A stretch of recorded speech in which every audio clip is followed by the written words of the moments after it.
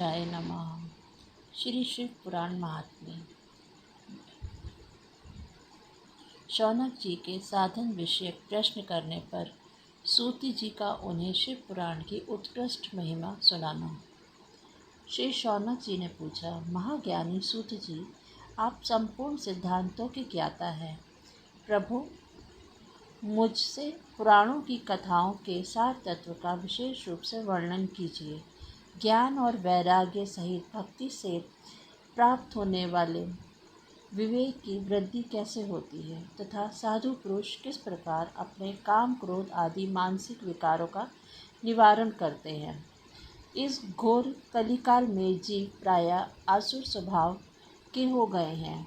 उस जीव समुदाय को शुद्ध दैवी संपत्ति से युक्त बनाने के लिए सर्वश्रेष्ठ उपाय क्या है? आप इस समय मुझे ऐसा कोई शाश्वत साधन बताइए जो कल्याणकारी वस्तुओं में भी सबसे उत्कृष्ट एवं परम मंगलकारी हो तथा पवित्र करने वाले उपायों में भी सर्वोत्तम पवित्र कारक उपाय हो। तात वह साधन ऐसा हो जिसके अनुष्ठान से शीघ्र ही अंतःकरण की विशेष शुद्धि हो जाए तथा उससे निर्मल चित्त वाले पुरुष को सदा के लिए शिव की प्राप्ति हो जाए। श्री सूत जी ने कहा, मुनिश्रेष्ठ शौनक, तुम धन्य हो, क्योंकि तुम्हारे हृदय में पुराण कथा सुनने का विशेष प्रेम एवं लालसा है। इसलिए मैं शुद्ध बुद्धि से विचार कर तुमसे परम उत्तम शास्त्र का वर्णन करता हूँ। वत्स, वह संपूर्ण शास्त्रों के सिद्धांत से संपन्न, भक्ति आदि को बढ़ाने वाला तथा भगवान शिव को संतुष्ट करने वाला है। कानों के लिए रसायन, अमृत स्वरूप तथा दिव्य है। तुम उसे श्रवण करो। मुने, वह परम उत्तम शास्त्र है शिव पुराण, जिसका पूर्व काल में भगवान शिव ने ही प्रवचन किया है था। यह काल रूपी सर्प से प्राप्त होने वाले महान त्रास का विनाश करने वाला उत्तम साधन है। गुरुदेव व्यास ने सनत कुमार मुनि का उपदेश पाकर बड़े आदर से संक्षेप में ही इस पुराण का प्रतिपादन किया है। इस पुराण के प्रथम प्रलयन का उद्देश्य है कलयुग में उत्पन्न होने वाले मनुष्यों के परम हित का साधन। पुराण परम उत्तम शास्त्र है। इसे इस भूतल पर भगवान शिव का वाङ्मय स्वरूप समझना चाहिए और सब प्रकार से इसका सेवन करना चाहिए। इसका पठन और श्रवण सर्व साधन रूप है। इससे शिव भक्ति पाकर श्रेष्ठ उत्तम स्थितियों में भी पहुंचा हुआ मनुष्य शीघ्र ही शिव पद को प्राप्त कर लेता है। इसलिए संपूर्ण यत्न करके मनुष्यों ने इस पुराण को पढ़ने की इच्छा की है अथवा इसके अध्ययन को अभिष्ट साधन माना है।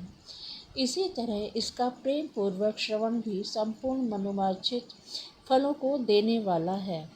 भगवान शिव के इस पुराण को सुनने से मनुष्य सब पापों से मुक्त हो जाता है तथा इस जीवन में बड़े बड़े उत्कृष्ट भोगों का उपभोग करके अंत में शिव लोक को प्राप्त कर लेता है। यह शिव पुराण नामक ग्रंथ 24,000 श्लोकों से युक्त है। इसकी 7 संहिताएं हैं। मनुष्य को चाहिए कि वह भक्ति, ज्ञान और वैराग्य से संपन्न हो बड़े आदर से इसका श्रवण करे। 7 संहिताओं से युक्त यह दिव्य शिव पुराण परब्रह्म परमात्मा के समान विराजमान है और सबसे उत्कृष्ट गति प्रदान करने वाला है। जो निरंतर अनुसंधान पूर्वक इस शिव पुराण को वांचता है अथवा नित्य प्रेम पूर्वक इसका पाठ मात्र करता है, वह पुण्यात्मा है, इसमें संशय नहीं है। जो उत्तम बुद्धि वाला पुरुष अंतकाल में भक्ति पूर्वक इस पुराण को सुनता है, उस पर अत्यंत प्रसन्न हुए भगवान महेश्वर उसे अपना पद धाम प्रदान करते हैं। जो प्रतिदिन आदर पूर्वक इस शिव पुराण का पूजन करता है, वह इस संसार में संपूर्ण भोगों को उपभोग करके अंत में भगवान शिव के पद को प्राप्त कर लेता है। जो प्रतिदिन आलस्य रहित हो रेशमी वस्त्र आदि के वेष्टन से इस शिव पुराण का सत्कार करता है, वह सदा सुखी होता है। शिव पुराण के श्रवण से देवराज को शिवलोक की प्राप्ति तथा चंचुला का पाप से भय एवं संसार से वैराग्य। श्री शौनक जी ने कहा, महाभागसूत जी, आप धन्य हैं, परमार्थ तत्व के ज्ञाता हैं। आपने कृपा करके हम लोगों को यह बड़ी अद्भुत एवं दिव्य कथा सुनाई है। भूतल पर इस कथा के समान कल्याण का सर्वश्रेष्ठ साधन दूसरा कोई नहीं है। यह बात हमने आज आपकी कृपा से निश्चय पूर्वक समझ ली। सूत जी, कलयुग में इस कथा के द्वारा कौन कौन से पापी शुद्ध होते हैं, उन्हें कृपा पूर्वक बताइए और इस जगत को कृतार्थ कीजिए।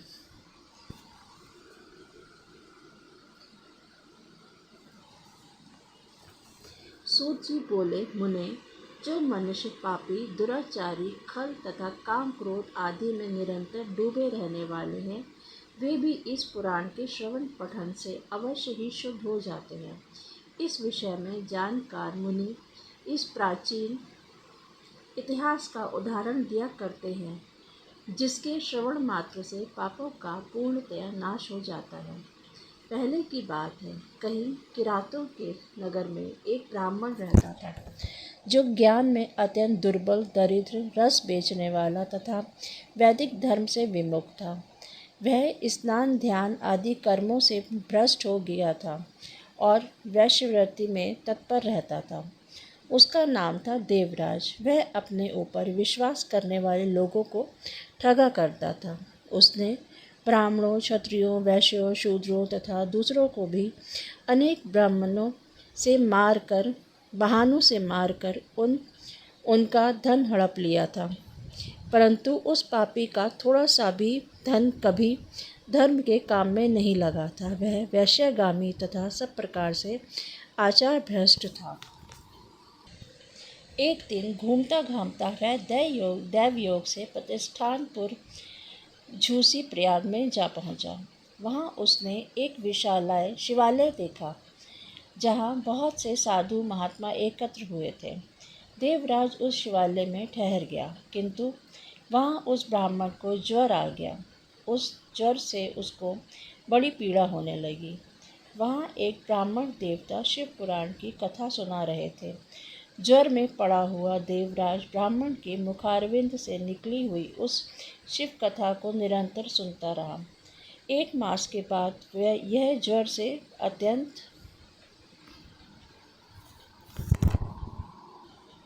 पीड़ित होकर चल बसा। यमराज के दूत आए और उसे पाशों से बांधकर बलपूर्वक यमपुरी में ले गए। इतने में ही शिवलोक से भगवान शिव के पार्षदगण आ गए। उनके गौर अंग कपूर के समान उज्ज्वल थे, हाथ त्रिशूल से सुशोभित हो रहे थे। उनके संपूर्ण अंग भस्म से उद्भासित थे और रुद्राक्ष की मालाएं उनके शरीर की शोभा बढ़ा रही थी। वे सब के सब क्रोधपूर्वक यमपुरी में गए और यमराज के दूतों को मार पीट कर बार बार धमकाकर उन्होंने देवराज को उनके चंगुल से छुड़ा लिया और अत्यंत अद्भुत विमान पर बिठाकर जब वे शिवदूत कैलाश जाने को उद्यत हुए, उस समय यमपुरी में बड़ा भारी कोलाहल मच गया। उस कोलाहल को सुनकर धर्मराज अपने भवन से बाहर आए। साक्षात दूसरे रुद्रों के समान प्रतीत होने वाले उन चारों दूतों को देखकर धर्मज्ञ धर्मराज ने उनका विधिपूर्वक पूजन किया और ज्ञान दृष्टि से देखकर सारा वृत्तांत जान लिया।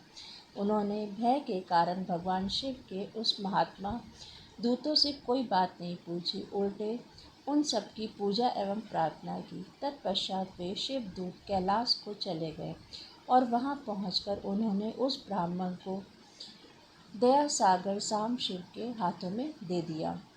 शौनक जी ने कहा, महाभाग सूत जी, आप सर्वज्ञ हैं, महामते, आपके कृपा प्रसाद से मैं बारंबार कृतार्थ हुआ। इतिहास को सुनकर मेरा मन अत्यंत आनंद में निमग्न हो रहा है। अतः अब भगवान शिव में प्रेम बढ़ाने वाली शिव संबंधिनी दूसरी कथा को कहिए। सूत जी बोले, शौनक सुनो, मैं तुम्हारे सामने गोपनीय कथा वस्तु का भी वर्णन करूँगा, क्योंकि तुम शिव भक्तों में अग्रगण्य तथा वेद वेत्ताओं में श्रेष्ठ हो। समुद्र के निकटवर्ती प्रदेश में एक वाशकल नामक ग्राम है, जहाँ वैदिक धर्म से विमुख महापापी द्विज निवास करते हैं। वे सब के सब बड़े दुष्ट हैं। उनका मन दूषित विषय भोगों में ही लगा रहता है। वे न देवताओं पर विश्वास करते हैं, न भाग्य पर। वे सभी कुटिल वृत्ति वाले हैं, किसानी करते हैं और भांति भांति के घातक अस्त्र शस्त्र रखते हैं। वे व्याभिचारी और खल हैं। ज्ञान, वैराग्य तथा सधर्म का सेवन ही मनुष्य के लिए परम पुरुषार्थ है। इस बात को वे बिल्कुल नहीं जानते। वे सभी पशु बुद्धि वाले हैं। जहाँ के द्विज ऐसे हो, वहाँ के सभी वर्णों के लिए विषय में क्या कहा जाए। अन्य वर्णों के लोग भी उन्हीं की भांति कुत्सित विचार रखने वाले, स्वधर्म विमुख और खल हैं। वे सदा कुकर्म में लगे रहते हैं और नित्य विषय भोगों में ही डूबे रहते हैं। वहाँ की सब स्त्रियाँ भी कुटिल स्वभाव की हैं, स्वेच्छाचारिणी, पापासक्त, कुत्सित विचार वाली और व्याभिचारिणी हैं। वे सद्व्यवहार तथा सदाचार से सर्वथा शून्य हैं। इस प्रकार वहाँ दुष्टों का ही निवास है। उस वाशकल नामक ग्राम में किसी समय एक बिंदुक नामधारी ब्राह्मण रहता था। वह बड़ा अधर्म था, दुरात्मा और महापापी था। यद्यपि उसकी स्त्री बड़ी सुंदरी थी, तो भी वह कुमार्ग पर ही चलता था। उसकी पत्नी का नाम चंचुला था। वह सदा उत्तम धर्म के पालन में लगी रहती थी, तो भी उसे छोड़कर वह दुष्ट ब्राह्मण वैश्यगामी हो गया था। इस तरह कुकर्म में लगे हुए उस विदुक के बहुत वर्ष व्यतीत हो गए।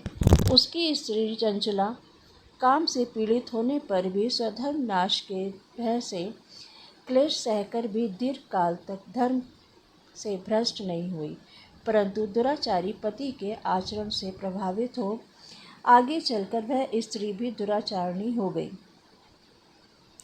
इस तरह दुराचार में डूबे हुए उन मूढ़ चित्त वाले पति पत्नी का बहुत सा समय व्यर्थ बीत गया। तदंतर शूद्र जातीय वैश्य का पति बना हुआ वह दूषित बुद्धि वाला दुष्ट ब्राह्मण बिंदु समयानुसार मृत्यु को प्राप्त हो नरक में जा पड़ा। वह दिनों तक नरक में दुख भोगकर वह मूढ़ बुद्धि पापी विधर्म विंध्य पर्वत पर भयंकर पिशाच हुआ। इधर उस दुराचारी पति बिंदु के मर जाने पर वह मूढ़ हृदया चंचला बहुत समय तक पुत्रों के साथ अपने घर में ही रही।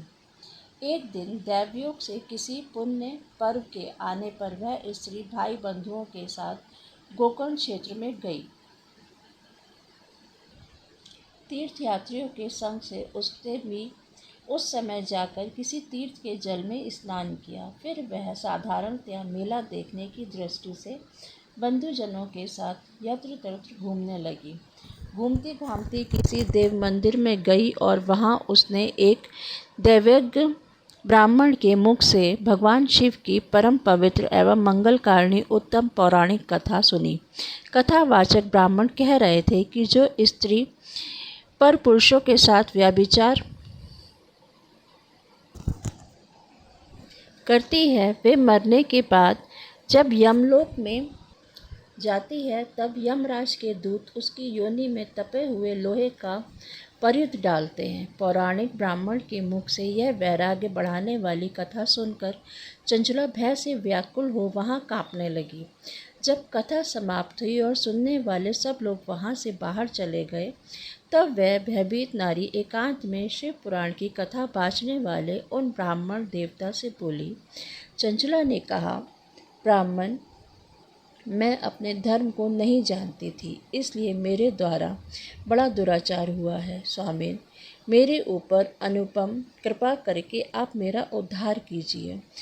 आज आपके वैराग्य रस से ओतप्रोत इस प्रवचन को सुनकर मुझे बड़ा भय लग रहा है। मैं कांप उठी हूँ और मुझे इस संसार से वैराग्य हो गया है। मुझ मूढ़ चित्त वाली पापिनी को धिक्कार है। मैं सर्वथा निंदा के योग्य हूँ, कुत्सित विषयों में फंसी हुई हूँ और अपने धर्म से विमुख हो गई हूँ। हाय, न जाने किस किस घोर कष्टदायक दुर्गति में मुझे पड़ना पड़ेगा, और वहाँ कौन बुद्धिमान पुरुष कुमार में मन लगाने वाली मुझ पापनी का साथ देगा। मृत्यु काल में उस भयंकर यमदूतों को मैं कैसे देखूंगी, जब वे बलपूर्वक मेरे गले में फंदे डालकर मुझे बांधेंगे। तब मैं कैसे धीरज धारण कर सकूंगी। नरक में जब मेरे शरीर के टुकड़े टुकड़े किए जाएंगे, उस समय विशेष दुख देने वाली उस महायातना को मैं वहाँ कैसे सहूँगी। हाय, मैं मारी गई, मैं जल गई और मेरा हृदय विदीर्ण हो गया और मैं सब प्रकार से नष्ट हो गई, क्योंकि मैं हर तरह से पाप में डूबी रही हूँ। ब्राह्मण, आप ही मेरे गुरु, आप ही माता और आप ही पिता हैं। आपकी शरण में आई हुई मुझ दीन अबला का आप ही उद्धार कीजिए। सूत जी कहते हैं, शौनक, इस प्रकार खेद और वैराग्य से युक्त हुई चंचुला ब्राह्मण देवता के दोनों चरणों में गिर पड़ी। तब उन बुद्धिमान ब्राह्मण ने कृपा पूर्वक उसको उठाया और इस प्रकार कहा। अध्याय 2 समाप्त। अध्याय 3 समाप्त।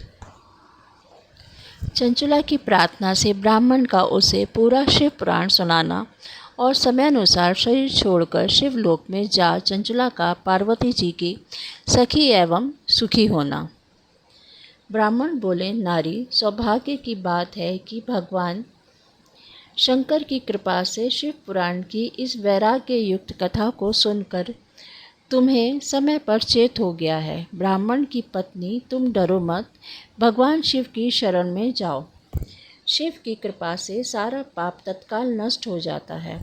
मैं तुमसे भगवान शिव की कीर्ति कथा से युक्त उस परम वस्तु का वर्णन करूँगा, जिससे तुम्हें सदा सुख देने वाली उत्तम गति प्राप्त होगी। शिव की उत्तम कथा सुनने से ही तुम्हारी बुद्धि इस तरह पश्चाताप से युक्त एवं शुद्ध हो गई है, साथ ही तुम्हारे मन में विषयों के प्रति वैराग्य हो गया है। तत्पश्चात ही पाप करने वाले पापियों के लिए सबसे बड़ा प्रायश्चित है। सत्पुरुषों ने सबके लिए पश्चाताप को ही समस्त पापों का शोधक बताया है। पश्चाताप से ही पापों की शुद्धि होती है और जो पश्चाताप करता है वही वास्तव में पापों का प्रायश्चित करता है, क्योंकि सत्पुरुषों ने समस्त पापों की शुद्धि के लिए जैसे प्रायश्चित का उपदेश दिया है, वह सब पश्चाताप से ही संपन्न हो जाता है। जो पुरुष विधि पूर्वक प्रायश्चित करके निर्भय हो जाता है पर अपनी कुकर्म के लिए पश्चाताप नहीं करता, उसे प्रायः उत्तम गति नहीं प्राप्त होती, परंतु जिसे अपने कुकृत्य पर हार्दिक पश्चाताप होता है, वह अवश्य उत्तम गति का भागी होता है, इसमें संशय नहीं है। इस शिव पुराण की कथा सुनने से जैसी चित्त शुद्धि होती है, वैसी दूसरे उपायों से नहीं होती। जैसे दर्पण साफ करने पर निर्मल हो जाता है, उसी प्रकार इस शिव पुराण की कथा से चित्त अत्यंत शुद्ध हो जाता है, इसमें संशय नहीं है। मनुष्य के शुद्ध चित्त में जगदम्बा पार्वती सहित भगवान शिव विराजमान रहते हैं। इससे यह विशुद्ध आत्मा पुरुष श्री श्याम सदाशिव के पद को प्राप्त होता है। इस उत्तम कथा का श्रवण समस्त मनुष्यों के लिए कल्याण का बीज है। अतः यथोचित शास्त्रोक्त मार्ग से इसकी आराधना अथवा सेवा करनी चाहिए। यह भवबंधन रूपी रोग का नाश करने वाली है। भगवान शिव की कथा को सुनकर फिर अपने हृदय में उसका मनन एवं निधिध्यासन करना चाहिए। इससे पूर्णतया चित्त शुद्धि हो जाती है। चित्त शुद्धि होने से महेश्वर की भक्ति अपने दोनों पुत्रों ज्ञान और वैराग्य के साथ निश्चय ही प्रकट होती है। तत्पश्चात महेश्वर के अनुग्रह से दिव्य मुक्ति प्राप्त होती है, इसमें संशय नहीं है। जो मुक्ति से वंचित है उसे पशु समझना चाहिए, क्योंकि उसका चित्त माया के बंधन में आसक्त है। वह निश्चय ही संसार बंधन से मुक्त नहीं हो सकता। ब्राह्मण पत्नी, इसलिए तुम विषयों से मन को हटा लो और भक्ति भाव से भगवान शंकर की इस परम पावन कथा को सुनो। परमात्मा शंकर की इस कथा को सुनने से तुम्हारे चित्त की शुद्धि होगी और इससे तुम्हें मोक्ष की प्राप्ति हो जाएगी। जो निर्मल चित्त से भगवान शिव के चरणारविंदों का चिंतन करता है उसकी एक ही जन्म में मुक्ति हो जाती है। यह मैं तुमसे सत्य सत्य कहता हूँ। सूत जी कहते हैं, शौनक, इतना कहकर वे श्रेष्ठ शिव भक्त ब्राह्मण चुप हो गए। उनका हृदय करुणा से आर्द्र हो गया था। वे शुद्ध चित्त महात्मा भगवान शिव के ध्यान में मग्न हो गए। तदंतर बिंदु की पत्नी चंचला मन ही मन प्रसन्न हो उठी। ब्राह्मण का उक्त उपदेश सुनकर उसके नेत्रों में आनंद के आंसू उछल आए थे। वह ब्राह्मण पत्नी चंचला हर्ष भरे हृदय से उन श्रेष्ठ ब्राह्मण के दोनों चरणों में गिर पड़ी और हाथ जोड़कर बोली, मैं कृतार्थ हो गई। तत्पश्चात उठकर वैराग्य युक्त उत्तम बुद्धि वाली वह स्त्री जो अपने पापों के कारण आतंकित थी, उन महान शिव भक्त ब्राह्मण के हाथ जोड़कर गदगद वाणी में बोली। चंचला ने कहा, ब्राह्मण, शिव भक्तों में श्रेष्ठ स्वामिन, आप धन्य हैं, परमार्थदर्शी हैं और सदा परोपकार में लगे रहते हैं, इसलिए श्रेष्ठ साधु पुरुषों में प्रशंसा के योग्य हैं। साधु, मैं नरक के समुद्र में गिर रही हूँ, आप मेरा उद्धार कीजिए। पौराणिक अर्थ तत्व से संपन्न जिस सुंदर शिव पुराण की कथा को सुनकर मेरे मन में संपूर्ण विषयों से वैराग्य उत्पन्न हो गया है, उसी इस शिव पुराण को सुनने के लिए इस समय मेरे मन में बड़ी श्रद्धा हो रही है। सूत जी कहते हैं, ऐसा कहकर हाथ जोड़ उनका अनुग्रह पाकर चंचला उस शिव पुराण की कथा को सुनने की इच्छा मन में लिए उन ब्राह्मण देवता की सेवा में तत्पर हो वहाँ रहने लगी। तदंतर शिव भक्तों में श्रेष्ठ और शुद्ध बुद्धि वाले उन ब्राह्मण देव ने उसी स्थान पर उस स्त्री को शिव पुराण की उत्तम कथा सुनाई। इस प्रकार उस गोकर्ण नामक महाक्षेत्र में उन्हीं श्रेष्ठ ब्राह्मण ने से उसने शिव पुराण की वह परम उत्तम कथा सुनी जो शिव भक्ति, ज्ञान और वैराग्य को बढ़ाने वाली तथा मुक्ति देने वाली है। उस परम उत्तम कथा को सुनकर वह ब्राह्मण पत्नी अत्यंत कृतार्थ हो गई। उसका चित्त शीघ्र ही शुद्ध हो गया। फिर भगवान शिव के अनुग्रह से उसके हृदय में शिव के सगुण रूप का चिंतन होने लगा।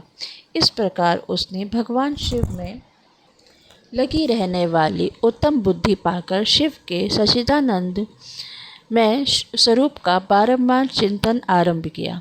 तत्पश्चात समय के पूरे होने पर भक्ति, ज्ञान और वैराग्य से युक्त हुई चंचला ने अपने शरीर को बिना किसी कष्ट के त्याग दिया।